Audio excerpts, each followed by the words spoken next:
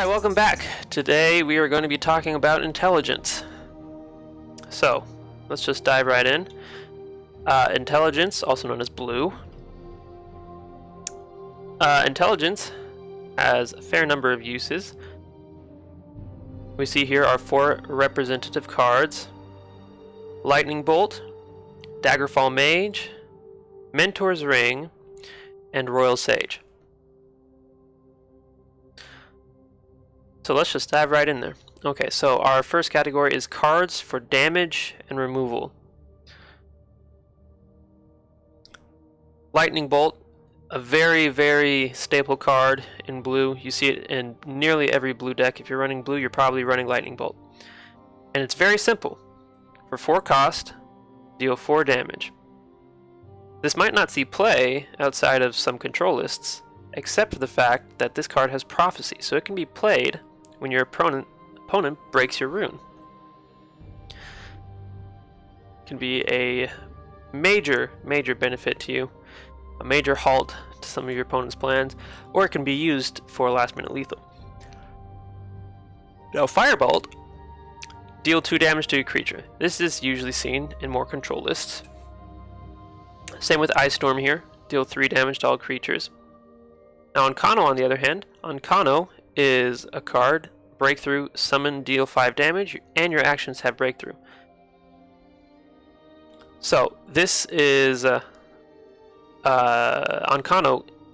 It can be seen in some more mid-range decks as a finisher or control lists, essentially for removal. Excuse me. But you see the common theme here.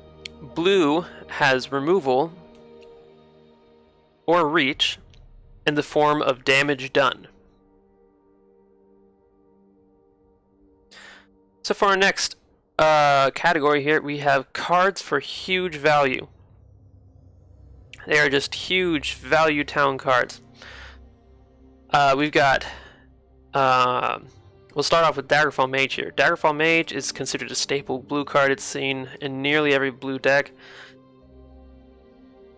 It's a 2/2 for 3, but it has Ward, which wouldn't make it worth the 3 cost. But it also has this. When Daggerfall Mage's Ward is broken, put a Tome of Alteration into your hand. Tome of Alteration is an item that gives +2/+2. As well, it draws you a card. And it costs 4. So, if you play Daggerfall Mage on curve, you break the ward. You can equip it right away and draw a card. That's a tremendous amount of value for just this 3-cost creature. It's probably why it's a legendary. Most of these big value town cards are legendaries, in fact. And blue has quite a few legendaries. Next, we'll talk about Genius Path's Mage. It's a 4/4 for 6, right? Again, not a great stat line. And you'll notice that among all these cards. 4/4 for 6, 2/2 for 3, 3/3 for 10, and 5/4 for 6. But you don't play these cards just for their stats. You play them for their stat line, for their effects. Genius Path Mage has the effect summon a random creature from your deck with cost equal to your current magicka. If you're keeping track of your current magicka and you build your deck right, then you should know what creature you'll pull when you play this card. And if you have a playset of 3 of them in your deck, and you play the first one on turn 12, that would be you play this for 6, you will then summon 2 more of these Genius Path Mages. Just fill your board up. Prematromancer was a huge staple card for blue mid-range decks for a while. It used to cost 9, which I guess they considered that was a little too early for it to come around. So costs 10 now. It's still, though, in my opinion, a very good card. And it has the effect summon summon a Flame Atronach in each lane. Flame Atronachs are 5/3 creatures with breakthrough. But also it has the text, when you summon another creature, deal 2 damage to your opponent. So it's going to deal 4 damage to your opponent right away. So you can essentially think of this as 2 5/3s worth of stats, plus itself. So that is a 13/9. That's 13 attack, 9 power worth of stats on the board. And a lightning bolt to the face. Now, when you think of it like that, that is worth more than just 10 magicka, right? And then any creature you summon beyond that will deal another 2 damage to your opponent. It's a very valuable card for pushing damage, for putting pressure on your opponent. And that's why it used to see a lot of play. And it still is a good card. It's just not as fast as some other cards out there right now. But given the right deck, it could still be used as an excellent finisher. Telva's Magister. It's a 5/4 with Ward. That in and of itself it's an alright stat line with Ward. However, it also has the text, at the end of your turn, you gain a ward. That is very, very good.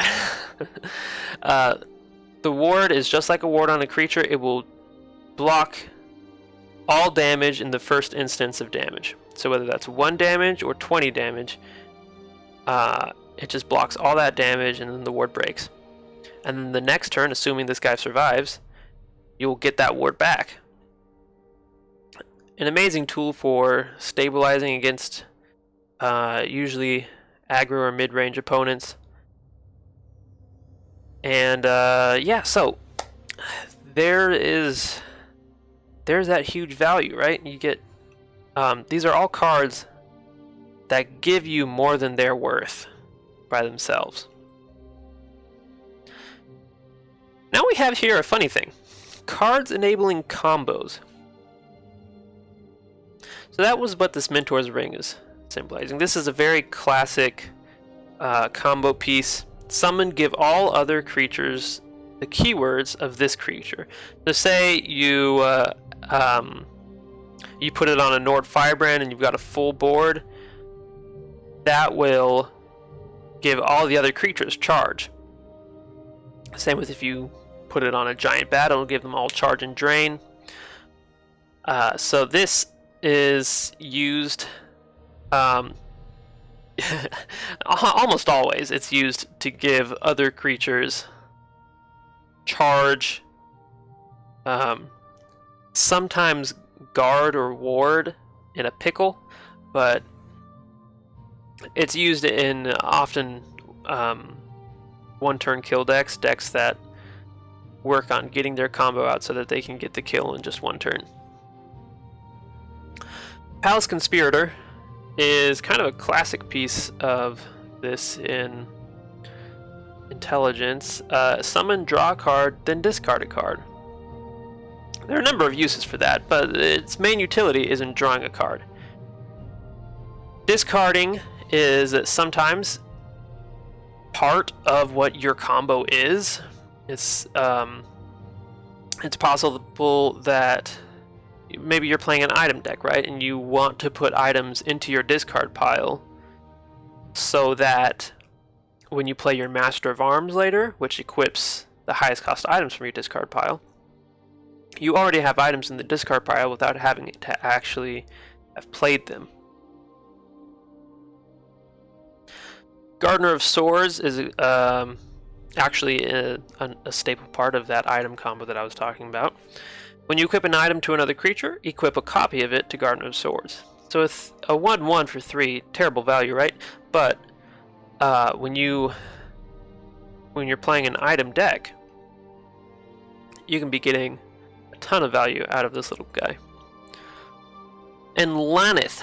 Lanith is a unique legendary with the text, summon, draw a card of your choice from your deck. This was the first card that was actually printed that enabled you to pull a specific card from your deck. Certain combo decks use Lonith to make sure that they have all their combo pieces.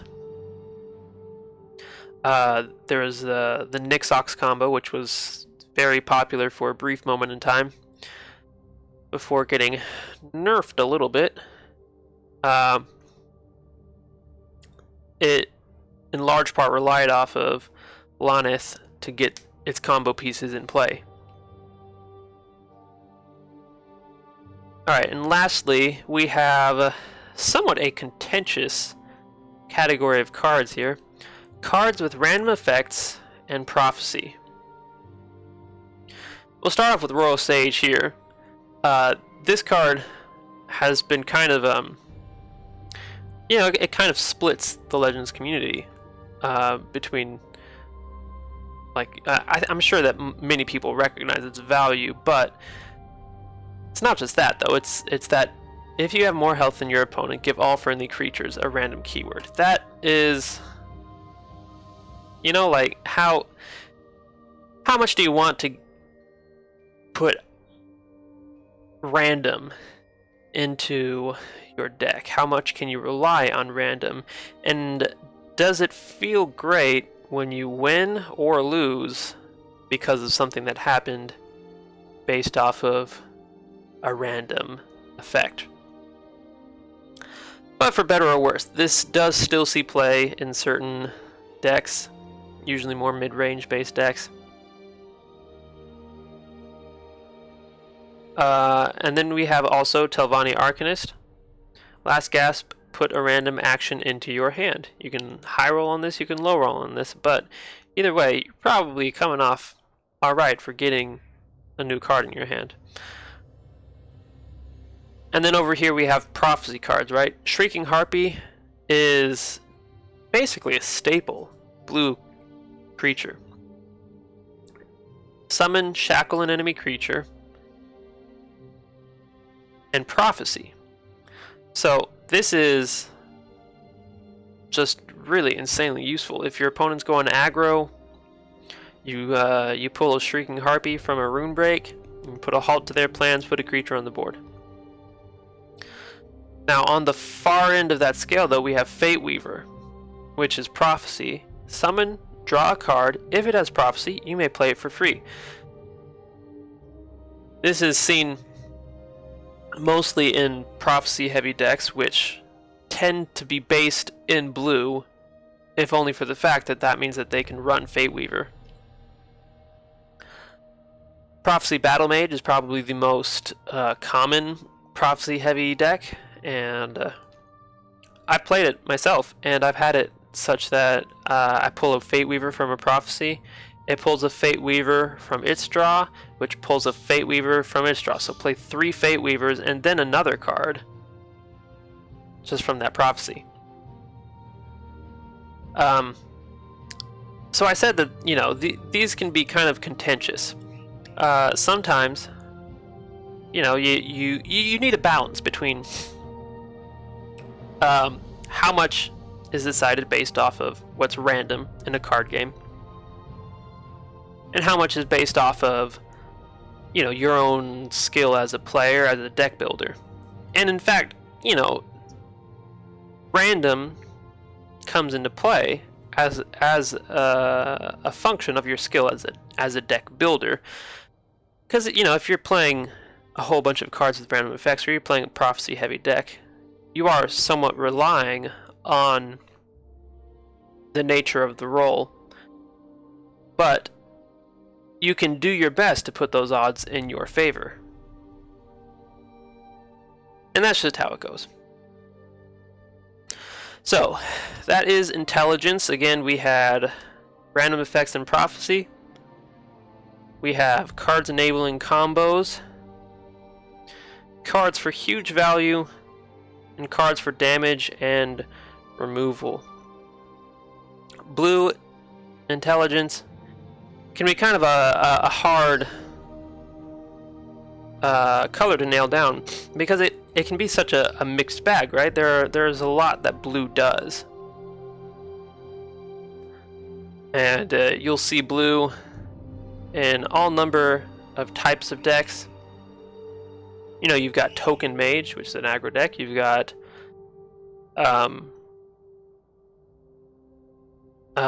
mid-range Sorcerer. Mid-range, of course. And then, like, Control Mage, Control Tribunal, which are decks that go in for the long haul, right?